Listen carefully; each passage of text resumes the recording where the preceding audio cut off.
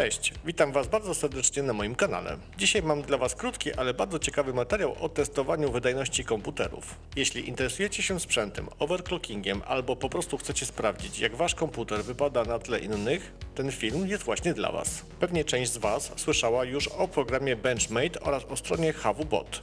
To właśnie tam użytkownicy z całego świata zapisują swoje wyniki testów i mogą je porównać z identycznymi platformami sprzętowymi innych osób. Dzięki temu można sprawdzić, czy nasz komputer działa tak jak powinien, albo czy da się z niego wycisnąć jeszcze trochę więcej mocy. Żeby jednak zacząć, potrzebujemy dwóch rzeczy. Po pierwsze, instalujemy program Benchmade, a po drugie, zakładamy konto na stronie HWBot. W tym filmie pokażę Wam krok po kroku, jak w prosty i bardzo prosty sposób przetestować swój komputer, zapisać wyniki i porównać je z innymi pasjonatami sprzętu na całym świecie.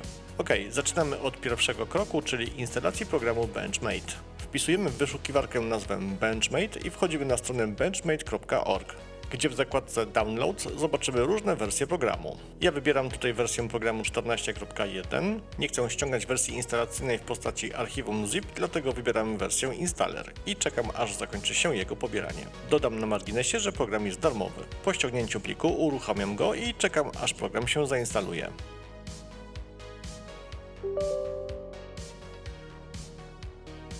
Instalator posiada zaznaczoną opcję, która oznacza, że po instalacji program automatycznie uruchomi się na naszym komputerze. W tym momencie instalacja dobiegła końca i program Benchmade uruchomił się na naszym komputerze. Tak w skrócie mówiąc, program ten jest zbiorem różnych testów, które widzimy po lewej stronie okna. Po prawej stronie mamy dwa duże okna, w tym momencie puste, ale za chwilę pokażę Wam, o co tutaj chodzi. Wybrałem pierwszy test od góry, czyli 7zip. Ustawiłem priorytet testu na real time, czyli w czasie rzeczywistym. To bardzo ważne, aby testy mogły maksymalnie obciążać nasz komputer. I wybrałem opcję Launch, czyli uruchom. Jak widzicie, wybrany przeze mnie test pojawił się w górnym podłużnym oknie, który sąsiaduje z listą różnych testów. W tym momencie wybieram przycisk Run i czekam na wykonanie się testu. Przed uruchomieniem testu dobrze jest wyłączyć wszystkie uruchomione programy w tle, aby test był maksymalnie wiarygodny. Żeby ten wynik miał dla nas większy sens, warto go teraz wysłać i porównać z innymi w internecie. Aby to zrobić, musimy założyć sobie konto na stronie hwbot.org. Zatem uruchamiamy ponownie naszą wyszukiwarkę, wpisujemy hwbot.org i wchodzimy na stronę HWBot. Na stronie HWBot mam już założone konto, ale proces rejestracji jest bardzo prosty. Klikamy w górnym lewym rogu Register i wpisujemy swój adres e-mail, hasło, czyli standardowe poświadczenia, które identyfikują nasze konto. Po rejestracji na stronie HWBot wybieramy po prawej stronie przycisk Login i logujemy się na swoje konto.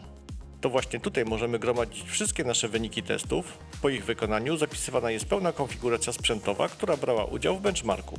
Jak widzicie, mamy tutaj listę benchmarków podzieloną na testy wykonywane na procesorze, na karcie graficznej oraz na pamięci operacyjnej. Każdy test posiada po swojej prawej stronie różne oznaczenia, m.in. informacje o systemie operacyjnym, na którym może być wykonany.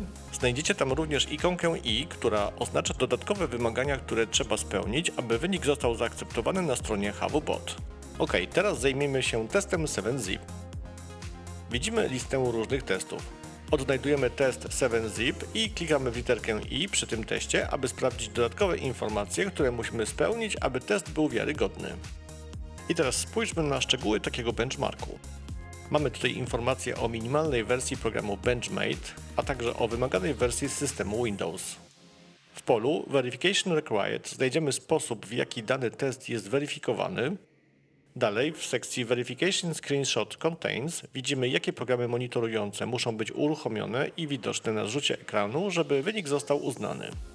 W polu Verification Link mamy informację, czy wymagany jest dodatkowy link weryfikacyjny. Z takim rozwiązaniem spotkacie się np. w testach czy demark.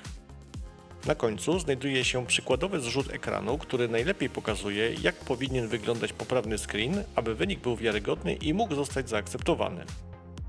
Zatem jeśli wiemy, jak powinien być wykonany poprawny test, przechodzimy do programu Benchmade, aby w końcu wykonać test i przesłać wyniki na stronę HWBot.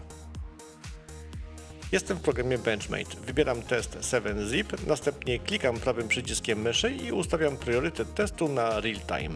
Po tym ponownie klikam prawym przyciskiem myszy i wybieram opcję Launch, aby uruchomić benchmark 7zip. Aby uruchomić test, w tym większym oknie klikam przycisk Run i czekam, aż benchmark się zakończy. W W trakcie testu nie uruchamiam żadnych innych programów, żeby wynik był jak najbardziej wiarygodny.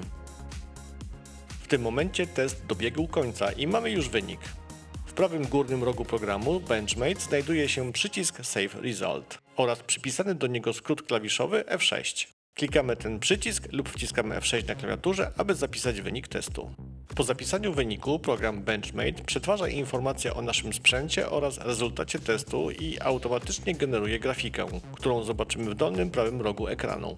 To bardzo ważny element. Tę grafikę musimy odpowiednio uzupełnić o dodatkowe okna programów, które pokażą innym użytkownikom HAVUBot, jaką dokładnie konfiguracją sprzętową dysponowaliśmy podczas testu. Mamy już przygotowaną grafikę oraz dodatkowe okno z wynikiem testu 7zip. Okno z wygenerowaną grafiką w dolnym prawym rogu pozostaje na stałe, natomiast okno testu możemy dowolnie rozszerzyć, np. tak, aby zasłonić elementy pulpitu, których nie chcemy pokazywać na zrzucie ekranu. Widzimy teraz przykładowy zrzut ekranu z testu 7zip. Potrzebujemy jeszcze uruchomić dwie instancje programu CPU-Z. Program CPU-Z możemy uruchomić bezpośrednio z poziomu Benchmade. Znajduje się on w wygenerowanej grafice jako środkowa ikonka obok przycisku Save Result. Klikamy ją dwukrotnie, aby otworzyć dwie instancje programu CPU-Z. Na pierwszej z nich ustawiamy aktywną zakładkę CPU, a na drugiej ustawiamy aktywną zakładkę Memory. Teraz inni użytkownicy będą wiedzieć, czy nasz procesor miał wykonany overclocking i z jaką częstotliwością działała pamięć operacyjna. Podczas wykonywania zrzutu ekranu nie chcemy pokazywać ikon znajdujących się na pulpicie, dlatego rozszerzam okno testu 7zip w taki sposób, aby je zasłonić. Warto też pamiętać, że aby wynik został zaakceptowany, na screenie musi być widoczny pasek systemu Windows, a sam zrzut ekranu powinien być wykonany w oryginalnych proporcjach, bez przycinania czy skalowania. Wygląda na to, że wszystko jest już na swoim miejscu, więc jeśli jesteśmy pewni, że taki zrzut ekranu możemy opublikować, wciskamy przycisk Save Result lub korzystamy ze skrótu klawiszowego F6. I poszło! Teraz w programie Benchmade w ostatnim oknie widzimy test 7zip ze statusem offline. Oznacza to, że test został poprawnie wykonany i zapisany na naszym komputerze, ale nie został jeszcze przesłany na platformę HAVUBot. Aby test został poprawnie przesłany na platformę HAVUBot, na dole ekranu klikamy przycisk Submit to HAVUBot. Teraz pojawia się okienko, w którym musimy wpisać nazwę użytkownika i hasło wymagane do zalogowania się i przesłania informacji o teście na platformę HAVUBot. Jak widzieliśmy, informacje o teście zostały już przesłane na platformę, teraz możemy sprawdzić, jak nasz wynik wypada na tle innych testów i konfiguracji sprzętowych. Przechodzimy na stronę HAVUBot, logujemy się, a następnie klikamy w prawym górnym rogu na nazwę naszego konta. Pod informacjami o koncie znajdziemy sekcję z ostatnimi przesłanymi testami. Ta platforma do przechowywania testów jest naprawdę rozbudowana. Możemy tu śledzić ulubionych overclockerów, dodawać lajki do wykonanych testów, trochę jak na YouTube czy innych portalach społecznościowych. Myślę, że łatwo można się tu wciągnąć i złapać bakcyla do testowania oraz podkręcania sprzętu. Tutaj widzimy mój ostatni test. Klikając w jego wynik możemy sprawdzić, jak wypada na tle najlepszych rezultatów. W sekcji Edit możemy dodać więcej informacji o naszej konfiguracji sprzętowej, a jeśli chcemy, możemy nawet dołączyć aktualne zdjęcia naszego komputera. Dzięki temu tworzymy własną bazę testowanych komputerów i konfiguracji, co później może pomóc przy budowie kolejnego zestawu. Łatwo wtedy porównać wzrost wydajności. Mam nadzieję, że zachęciłem Was do spróbowania własnych sił i przetestowania swojego komputera. Program Benchmade oraz platforma HAVUBot mogą wydawać się na początku skomplikowane, ale to tylko złudzenie. Wystarczy trochę poklikać, a testy można wysyłać praktycznie z zamkniętymi oczami. Najważniejsze jest jednak, aby za każdym razem dokładnie sprawdzać, jakie warunki trzeba spełnić, aby wynik został poprawnie zaakceptowany. W tej właśnie sekcji możemy dodać parę informacji o naszej konfiguracji sprzętowej oraz, jak mówiłem wcześniej, w okienkach poniżej możemy dodać zdjęcia naszego komputera. To tyle, jeśli chodzi o opis programu Benchmade i platformy HAVUBot.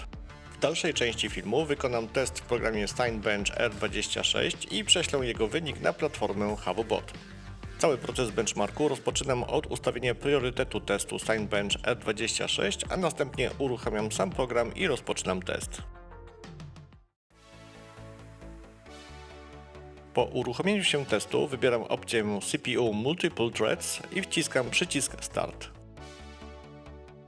W zależności od mocy naszego procesora test będzie trwał krócej lub dłużej. Po jego zakończeniu wracamy do programu Benchmade i zapisujemy wynik testu.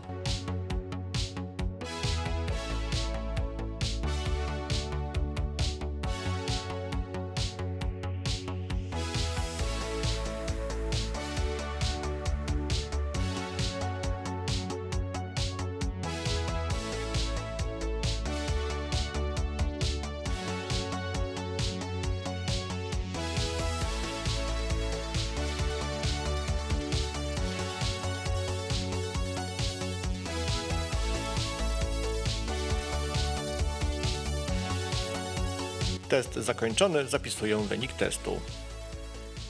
Została wygenerowana grafika z rezultatem testu, więc teraz przechodzę na platformę HavuBot i w sekcji Benchmarks sprawdzamy, jakie wymagania muszę spełnić, aby wynik został poprawnie zweryfikowany.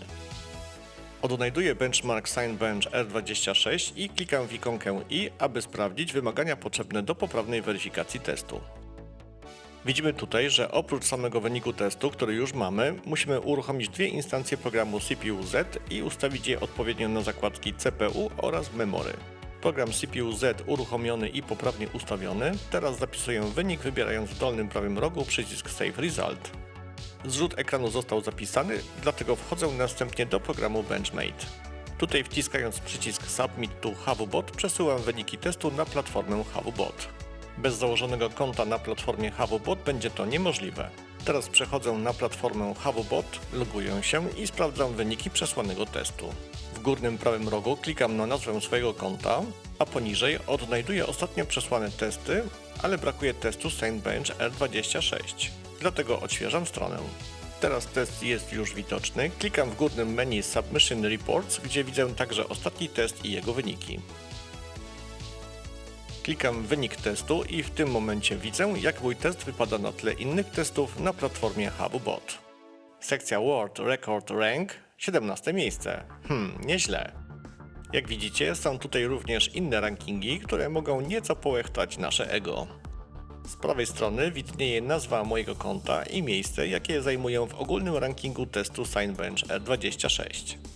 Jeśli ktoś będzie sprawdzał mój test, dodam jeszcze trochę więcej informacji na temat mojego komputera, aby inni mieli pełniejszy obraz konfiguracji sprzętowej. Dziękuję wszystkim za uwagę, dziękuję za wszystkie lajki oraz subskrypcje, miłego testowania i do zobaczenia już wkrótce. Cześć!